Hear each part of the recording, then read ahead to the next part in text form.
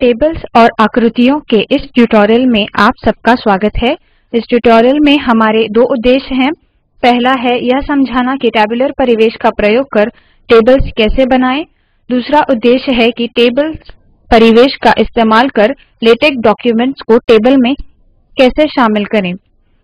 यही तरीका इस्तेमाल कर सकते हैं आकृति को शामिल करने के लिए। हमने देखा है कि कैसे टाइटल यानी शीर्षक पेज बनाएं। इसमें टाइटल है, लेखक की जानकारी भी है, इसमें क्रिएटिव कॉमन्स कॉपीराइट की जानकारी। ये सब समीकरण वाले ट्यूटोरियल में समझाया गया था। आज की तारीख आखिरी कॉलम में दिखाई दे रही है जो कि इस कमांड द्वारा बनी है। अगले पेज पर चलते हैं। अब मैं यह टेबल क्रमशः कैसे बनाना है यह समझाऊंगी। एक साफ स्लेट से शुरू करते हैं। मैं इन कमांड्स को डिलीट करती हूँ।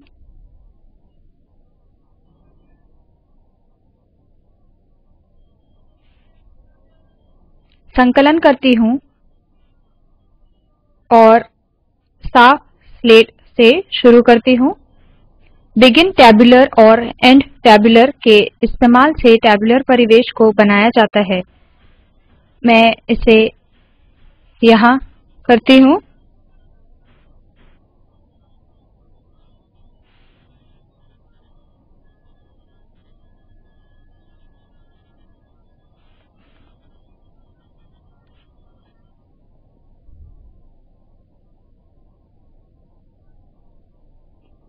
बिगिन टैब्यूलर के पास ब्रेसेस के भीतर जो आर अक्षर है वो बताता है कि यहाँ दो कॉलम्स हैं तथा वो दाई ओर संरेखित हैं। पहली लाइन में जो एंट्रीज हैं मैंगो और मिक्स्ड, दो रिवर्स स्लैश अगली लाइन का संकेत देता है। मैं अगली लाइन को एंटर करती हूँ।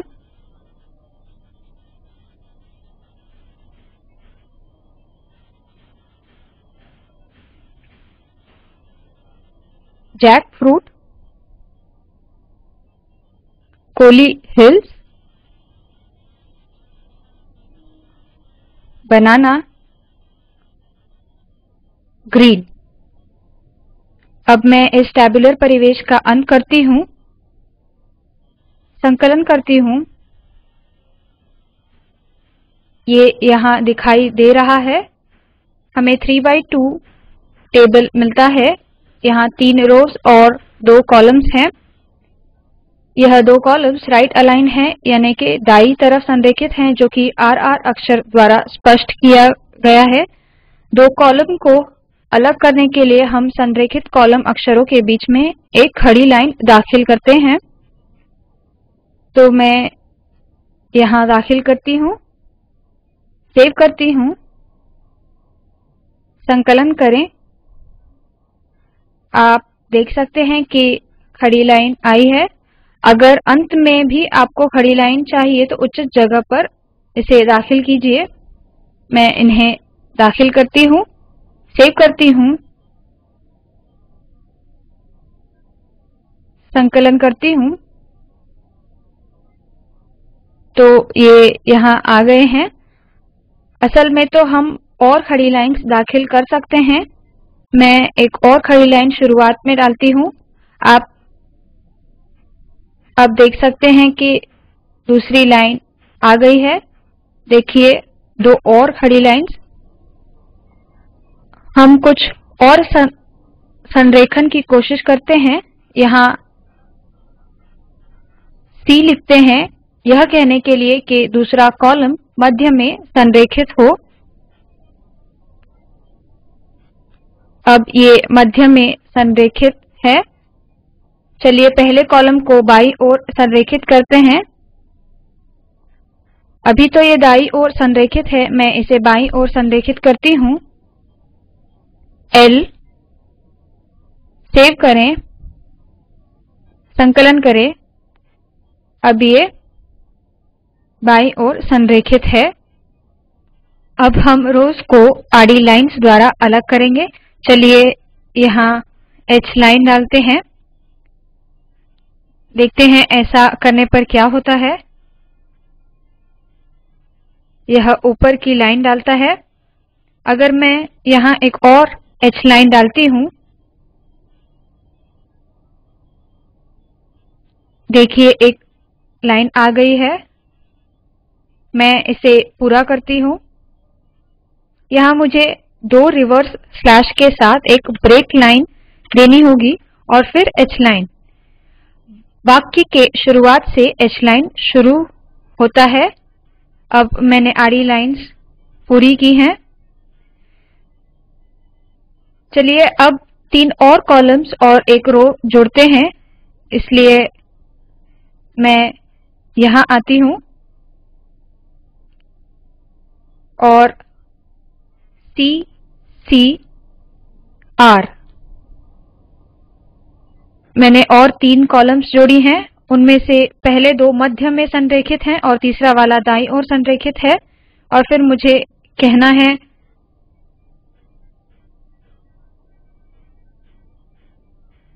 Fruit type number of units cost per unit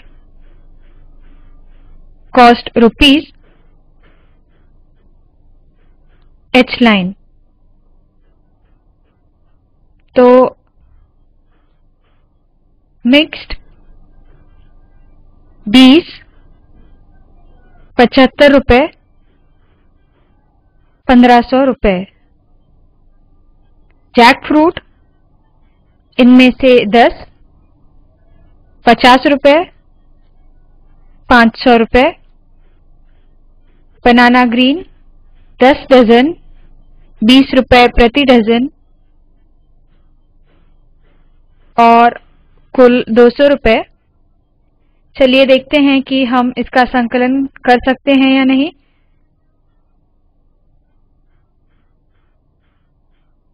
तो इसने एक टेबल बनाया है। दाईं ओर संरेखण की जरूरत को देखिए। यह इसलिए ताकि हम नंबर्स जोड़ सकें।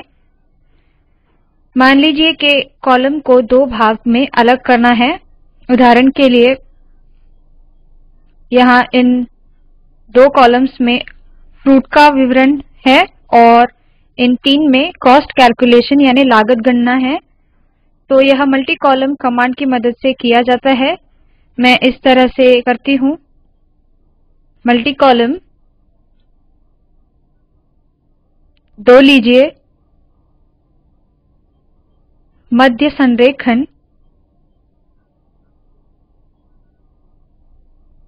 फ्रूट विवरण। पहले दो पूरे होने पर अगली कॉलम के लिए मैं टैब डालूंगी। अगली लाइन पर जाइए। मल्टी कॉलम यानी बहु कॉलम 3 यह भी मध्य संरेखित होने चाहिए। ब्रेसेस के भीतर cost calculation slash H line. तो हमें यह मिला है। पहले दो में टाइटल यानी शीर्षक है फ्रूट डिटेल्स। अगले 3 में टाइटल है कॉस्ट कैलकुलेशन। यहाँ खड़ी लाइन्स नहीं है क्योंकि हमने लेटेक से ऐसा करने नहीं कहा है। तो चलिए यह करते हैं। यहाँ हमें 2 खड़ी लाइन्स चाहिए और यहाँ एक। उसके पहले ही यहाँ पर एक लाइन है, सो इसे मैं यहाँ डालती हूँ। देखिए क्या होता है। अब खड़ी लाइन्स भी आ चुकी हैं।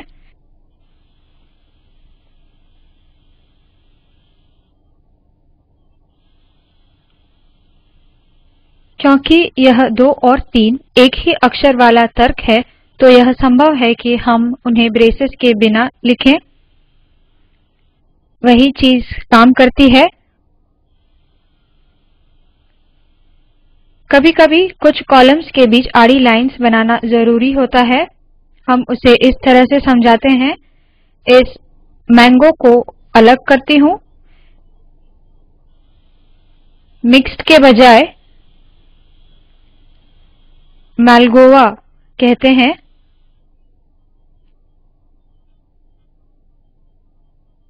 और फिर 18 किलोग्राम, 50 किलोग्राम। मैं इसे डिलीट करती हूँ और यहाँ मैं कहती हूँ कि ये अल्फांसो है।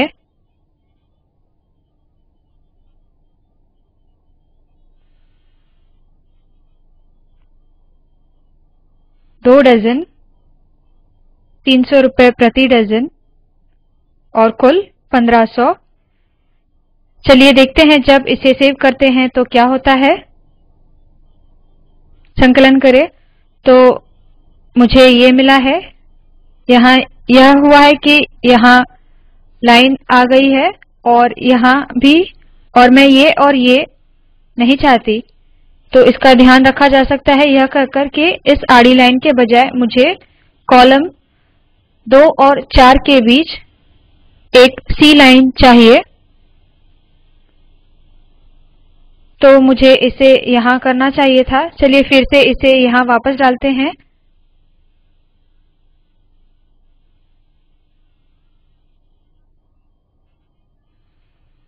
H लाइन यहाँ, C लाइन 2 to 4। ठीक है, अब मेरे पास सिर्फ कॉलम 2 और 4 के बीच लाइन है।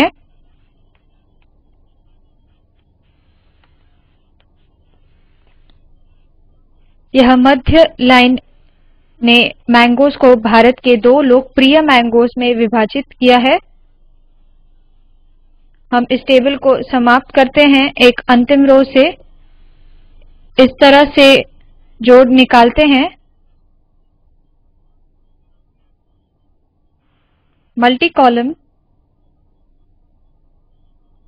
4, 2 खड़ी लाइन्स, राइट अलाइन यानी दाई ओर संरेखित, वर्टिकल सेपरेटर यानी विभाजक, टोटल कॉस्ट रुपीज। इसे बंद करें। अगला टैब 2200,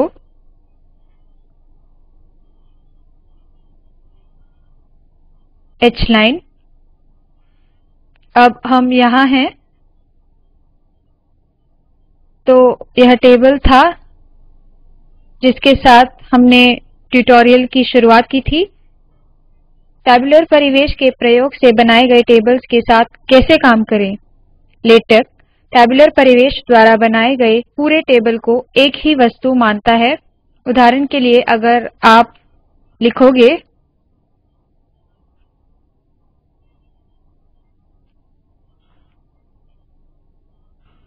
दिस is an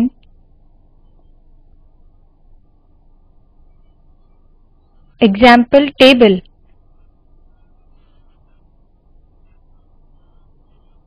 यानी यह एक उदाहरण टेबल है।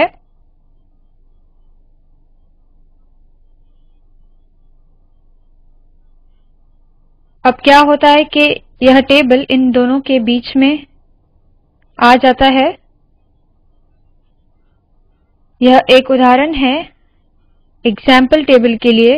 यह टेबल चल रहे वाक्य में प्रकट होता है। सेंटर परिवेश यानी मध्य परिवेश के प्रयोग से टेबल को शामिल करना संभव है। एक और सामान्य रूप से टेबल परिवेश में इसे शामिल कर सकते हैं। अब हम बताते हैं। बिगिन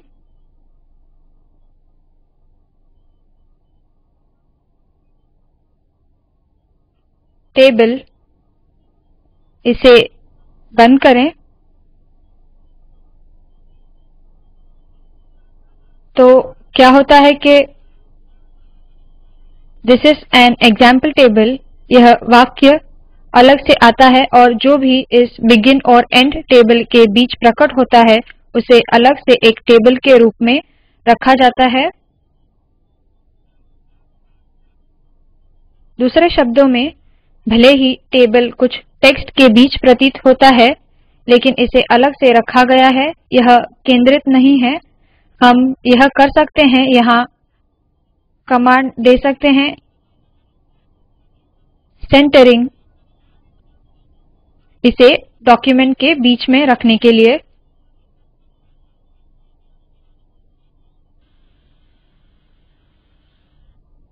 चलिए अब एक अनुशीर्षक यानी कैप्शन बनाते हैं। टेबल कैप्शन टेबल के आगे डाला गया है।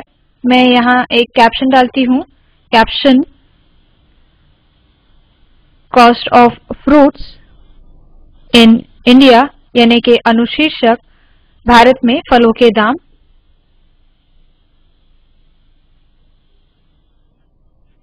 तो यहाँ कैप्शन आ गया है, यह बहुत पास में है। मैं एक छोटी सी स्पेस यानी जगह छोड़ना चाहूंगी। मैं ऐसा कमांड वी स्पेस 1EX देकर करती हूँ। यह X अक्षर के लिए जितनी जगह छोड़ी थी उतनी ही है, तो मैंने यह खड़ी स्पेस छोड़ दी है। अब ये ठीक दिख रहा है। डिफॉल्ट रूप से लेटेक टेबल को पन्ने के ऊपरी हिस्से में रखता है, ऐसा स्वचालित रूप से होता है। टेबल को अगले उपलब्ध स्लॉट यानी जगह पर प्रवाहित करते हैं। इसे समझाने के लिए मैं डॉक्यूमेंट में से कुछ टेक्स्ट को कट और पेस्ट करती हूँ। मैं इसे डिलीट करती हूँ, इसे भी।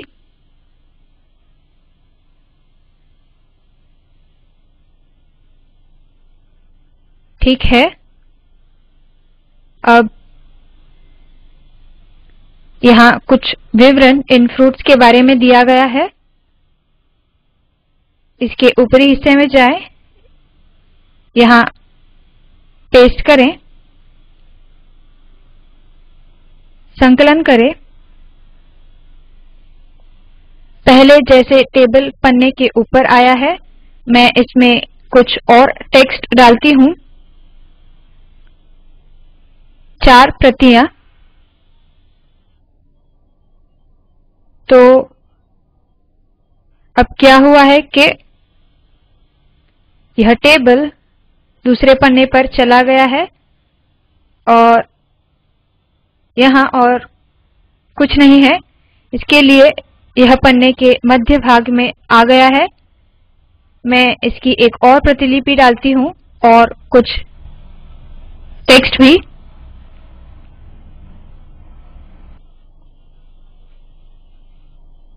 तो अब क्या हुआ है कि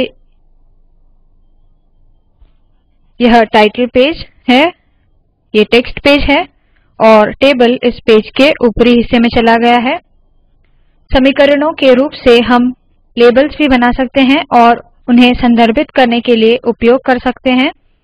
उदाहरण के लिए आप यह कमांड कैप्शन कमांड के नीचे दीजिए। आपको यह कमांड कैप्शन कमांड के नीचे देना है, क्योंकि कैप्शन कमांड ही टेबल नंबर बनाता है। उदाहरणतः यहाँ टेबल 1 अपने आप इस कैप्शन कमांड द्वारा बना है। अगर आप इसके बाद लेबल डालते हैं तो ये लेबल कैप्शन कमांड द्वारा बनाए गए नंबर को संदर्भित करेगा। तो लेबल फ्रूट्स, मैं थोड़ा पीछे जाती हूँ और यह लाइन यहाँ जोड़ती हूँ। The cost of these fruits is shown in table reference, यानी इन फ्रूट्स की कीमत संदर्भ टेबल में बताई है। आपको इसे लेबल देना होगा।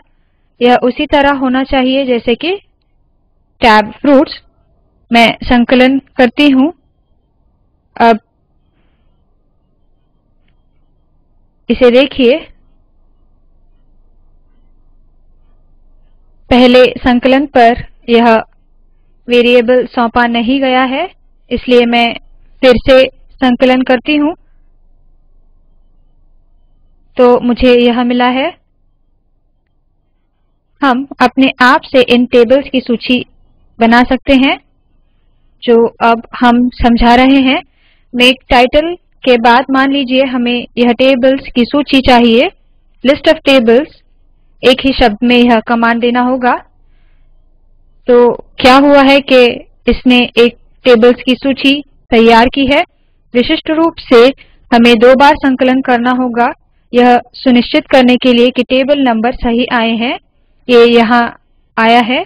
इस सूची के अनुसार टेबल पेज 2 में है, लेकिन हमें पता है कि यह पेज 3 पर है, तो यह पेज 3 में है। तो चलिए वापस जाते हैं और एक और बार संकलन करते हैं। तो आप देख सकते हैं कि यह पेज 3 में है। यह पहले समझाया गया है। ठीक है, यह इस भाग का अंत है जिसमें हमने टेबल्स को समझाया है। अब हम समझाएंगे कि इंक्लूड ग्राफिक्स इस कमांड का इस्तेमाल करके आकृति यानी फिगर्स को कैसे बनाएं। इसके लिए हमें शामिल करना होगा इस पैकेज को ग्राफिक्स एक्स। अब मैं इसके तल पर जाती हूँ और कहती हूँ यह कमांड इस प्रकार, बिगिन फिगर इंक्लूड ग्राफिक्स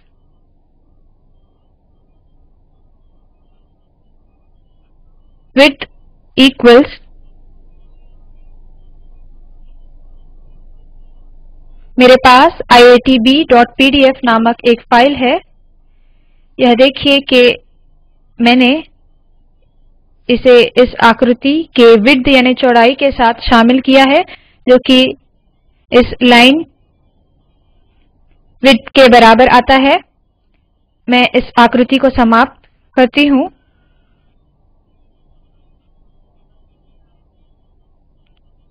संकलन करें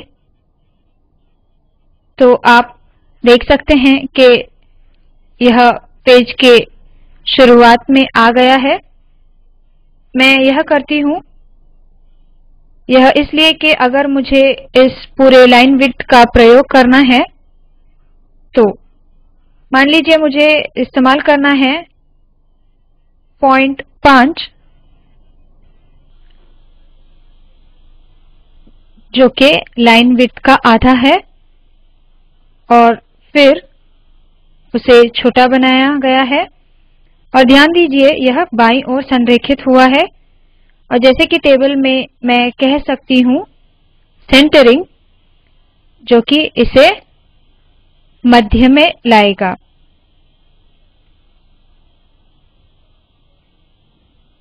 मैं अनुशीर्षक यानी के कैप्शन भी बना सकती हूँ। फिगर शामिल होने के बाद फिगर कैप्शन बनाते हैं, golden jubilee logo of IIT Bombay.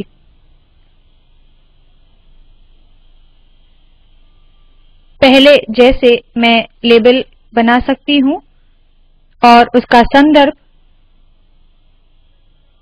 हम रेफ कमांड देकर कर सकते हैं।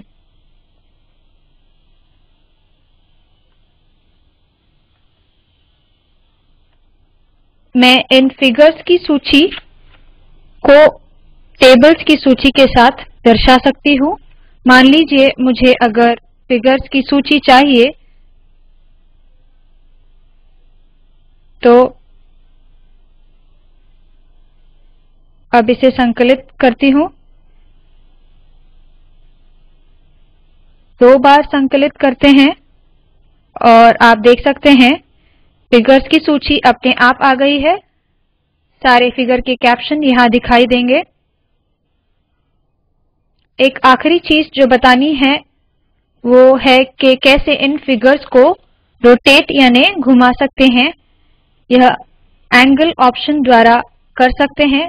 मान लीजिए कि एंगल 90 डिग्री तक घुमाना है, तो इस आकृति पर जाइए, संकलन करते हैं तो यह 90 डिग्री तक घूम चुका है। इसे -90 तक घुमाएं। ठीक है, यहाँ मैं मान रही हूँ कि iitb.pdf उपलब्ध है। अब हम इस ट्यूटोरियल के अंत में आ चुके हैं। लेटेक के साथ शुरुआत करने वाले को स्रोत डॉक्यूमेंट में होने वाले हर बदलाव के बाद संकलन करना चाहिए और सुनिश्चित करना चाहिए कि जो भी उन्होंने एंटर किया है सही है